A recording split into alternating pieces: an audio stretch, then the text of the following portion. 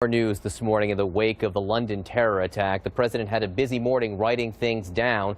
4 posts on Twitter in the span of 19 minutes arguing for his travel ban. This is just one of the things he wrote. The Justice Department should have stayed with the original travel ban, not the watered-down, politically correct version they submitted to the Supreme Court.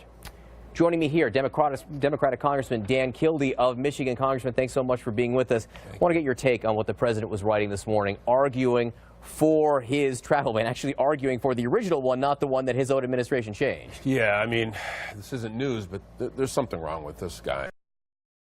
First of all, he's the president of the United States, and he indicates he's mad at the Justice Department for watering down his original travel ban. Now, I'm glad they watered it down. It's still terrible. But he's the president of the United States. I mean, he's in charge, first of all. But, secondly, he makes the case that we've all been saying all along, and that is that this was a travel ban. It was intended as a ban. He has his staff, including cabinet members, going out and saying, no, it's not a travel ban. Those are media's words. And then he posts it in boldface type. This is a president who's completely out of control. Okay, let's take that, because at the beginning you said, you know, there's something wrong with this guy. Then at the end there you said out of control. What's your evidence for that? Well, the fact that he contradicts the directives that he gives his own staff. When they march out there and say that this is no travel ban, it's fairly clear that they're doing what he wants them to do. He can't stick with his own story. He can't stick to, you know, whatever the truth is for that moment. And it's dangerous. He's the president of the United States. He's not some guy with a blog.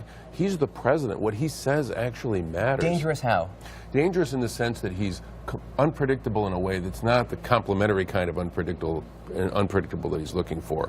He's unpredictable in terms of how our allies see us. He's unpredictable in terms of how we as Americans see him. He's supposed to be a leader. He's supposed to exercise moral authority. And he just seems to have no impulse control.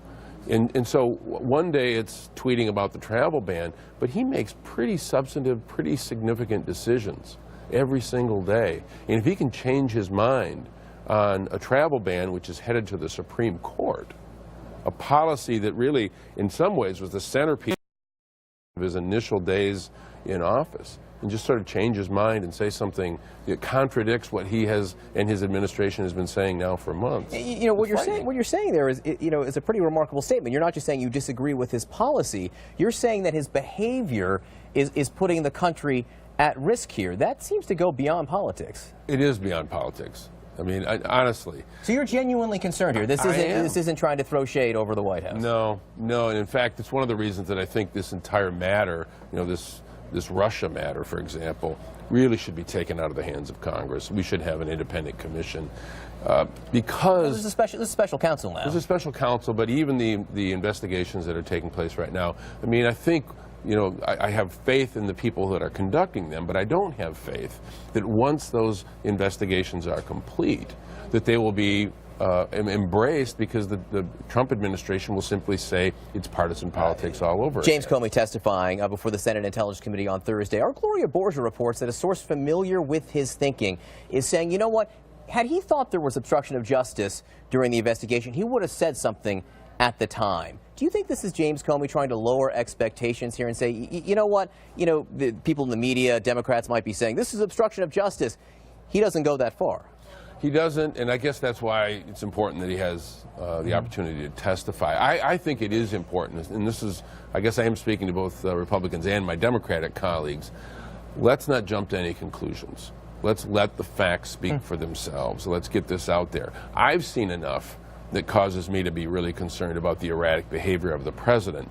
But the facts will have to determine whether that behavior actually reaches a standard that goes beyond just, you know, erratic behavior that we need to I want to talk infrastructure. The president wants to talk infrastructure. He wants the focus to be on infrastructure this week, although he's sort of undermining his own theme here with some of the tweets he's making. Obviously, you know, you're from Flint. This is an area which needs infrastructure improvements, where there's an infrastructure crisis, if you will. What do you want to see from the White House?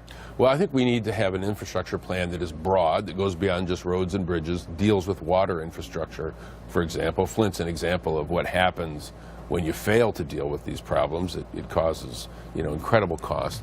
But I think specifically what we need is a Marshall Plan for our older distressed cities. Older industrial cities that have lost population could potentially suffer in unintended consequences as a result of a big infrastructure initiative, which would more efficiently move more wealth and economic activity out of these older places. We need to reset the markets in some of these old communities. So as we move forward on infrastructure, I hope we recognize that there are unique needs in places like Flint or Detroit or Cleveland that, if not met, could actually, unfortunately, be hurt by big investment. Congressman Dan Kildee, great to have you here with us in studio. Appreciate it.